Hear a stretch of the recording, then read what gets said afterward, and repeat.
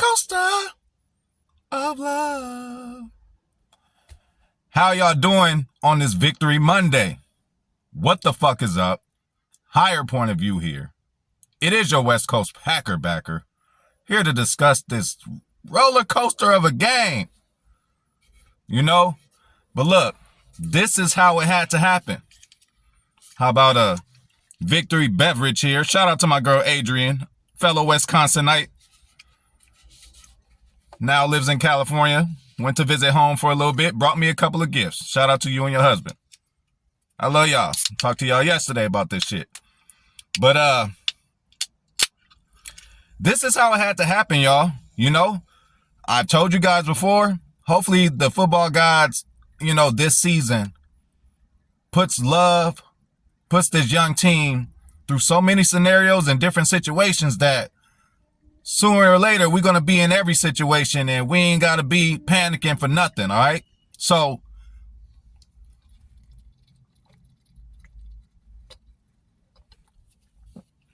I ain't going to chug it, y'all. But look, this is how it had to happen, man. Week 1, blowout win. Blowout win against the Bears. It was a blowout. We got to see what that felt like. How to impose our will on somebody, for the whole game and be the favorite and win, on somebody's home turf. Second week, we go on the road again. Should have won that game. We go the whole game pretty much thinking we're going to win that game and lose at the end. Now we coming back to this week. We go the whole game thinking we're going to lose and motherfucking win at the end. So again, thank you to the football guys for next week. I hope is a different scenario. Win, lose, or draw. We need to have photographic memory of all these situations. It's a young career for Jordan Love. He needs to know all this kind of shit. He needs to know I am capable of going and blowing somebody out on their home turf. He needs to know I am capable of giving up a lead, thinking that we won a game and motherfucker come back on us. All this shit, what I tell you about scars, man. You got to remember the scars. You remember the good scars too, And yes, I ain't about to get up on here and be like, oh, I was happy all game, cheering all game. I was pissed for 3 quarters, as we all should have been. That wasn't the standard that we put on, but it is Victory Monday, ladies and gentlemen. So it is time. We'll be critical later. Let's just enjoy this fucking victory. The word for this game for me is motherfucking resiliency.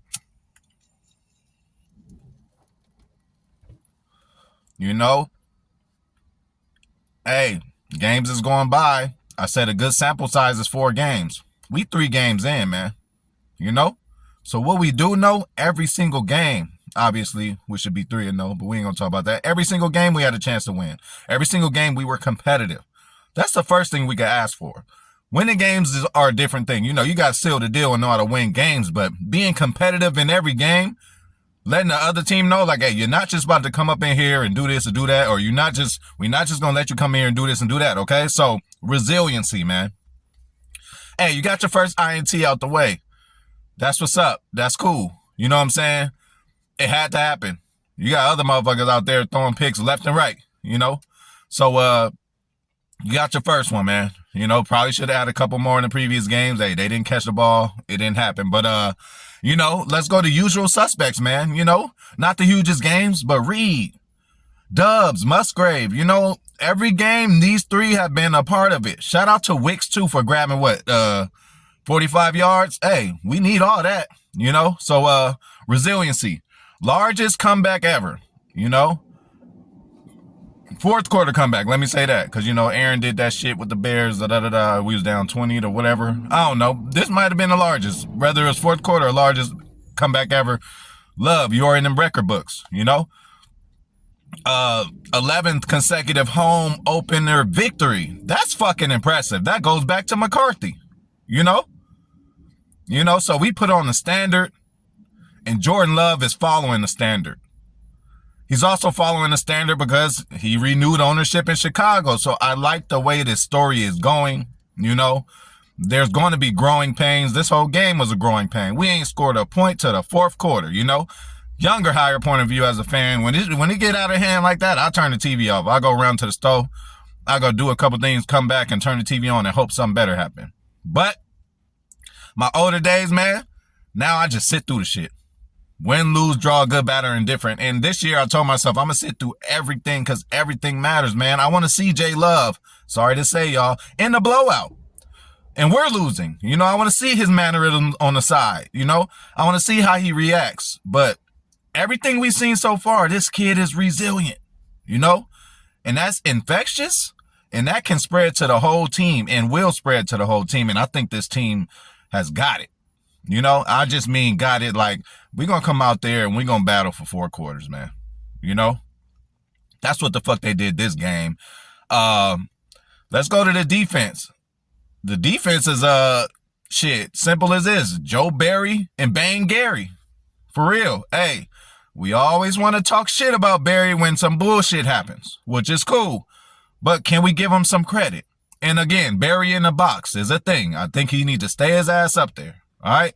So shout out to Joe Barry, man, because, you know, he ain't got nothing to do with special teams. So without that special teams debacle that happened, which I told y'all in the preview video, I said, watch out for little 22. That motherfucker be getting busy. What'd he do? Scored on us. So take that away. These motherfuckers only scored 10 points. You know, so congratulations, Joe Barry. Take a hit to that. For coming out there, spare parts, you know. Now, I told y'all, I'm no longer using injuries as an excuse for us losing. But as a homer and as a fanatic, oh yeah, in the win, I'm definitely going to use injuries. So, you know, Joe Barry, some people dropped down.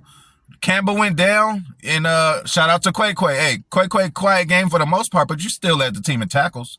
You know, you and Rudy Ford, 6, 7 tackles each. That's cool, bro. You know, you're calling the plays now. You've been calling the plays. So that shows growth. Last year, you didn't have the green dot. Last year, you wasn't doing all that. So this shows growth in your second-year leap. So shout out to Quay. Kenny Clark did his thing. Came up in there and got a sack and just put constant pressure. But back to Bang Gary, okay? You earned the name for me now. All I needed was that monster game. I'm not sure if you got a 3-sack game before. You probably have 2.5 or something like that. But this was a monster game. It wasn't just your sacks. First of all, you're still on the snap count. And it wasn't just your sacks, Rashawn. You were putting pressure. There were some pressures that were more important than them sacks, boy. You was all in a grill.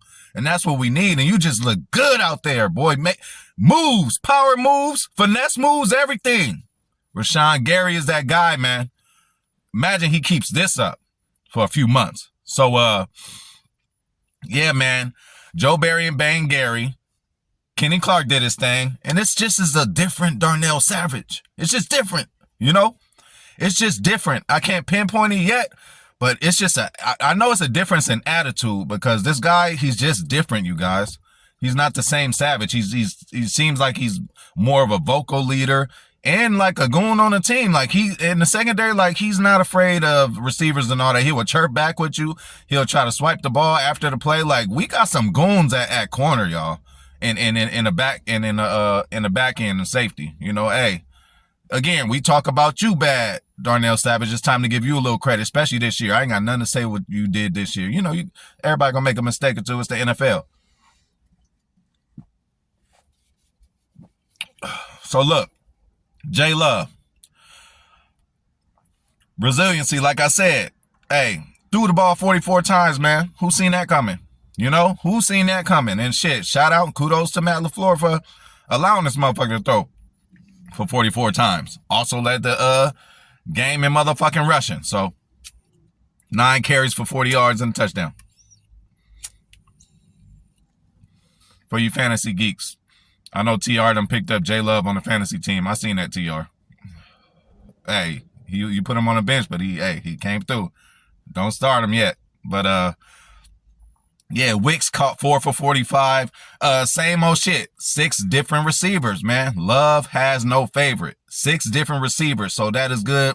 Continuing to spread the ball around. And you know, the thing that did it was 18. We scored 18 points in the quarter, and not only was 18 points in the quarter, but it was 18 straight points. So you got to have some stops in between times, you know? So again, Joe Barry gets credit for this one. We must tighten up the special teams. We got to tighten that up. But this is just why we love the game, y'all. This is why we love the game. This is why you got to watch every game to the end. You don't want to miss out on anything. Hey, that Detroit game when Aaron Rodgers threw the Hail Mary, you know? shit, it was the same deal there. It was painful, but I just kept watching. And at the end, I got that reward. Y'all remember that's when my neighbor called the police. I was so loud, throwing shit, tearing shit up because I was so happy about that shit. Called the police on me, you know. Neighbor right next door. It's like, come on, man. What you think I was, anyway.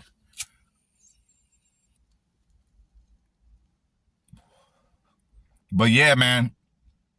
And again, for Matt LaFleur, you know, couple things. I like the different two plays, right? Okay, so the one with the Emmanuel Wilson, I like the play idea, but I just not sure if Emmanuel was ready for that. And how about a little toss? Like, instead of he threw it like I don't know what kind of throw that was when he threw it back to Love. Can he like toss it to him? And y'all do it with A.J. Dillon. That's why I think A.J. Dillon is more fit and suit for this, because you got to understand, you need a guy who has the ball in their hands all the time and has a good feel for the ball. Not that Emmanuel Wilson doesn't, but in real time games, A.J. Dillon has. So I think he would have just handled that situation better. I don't know if you should have asked a rookie to be a part of that play like that, to do a flea flicker kind of deal. You know, that's an A.J. Dillon play for me. That's an Aaron Jones play for me. Cats who done got the ball 20, 30 times in the game before.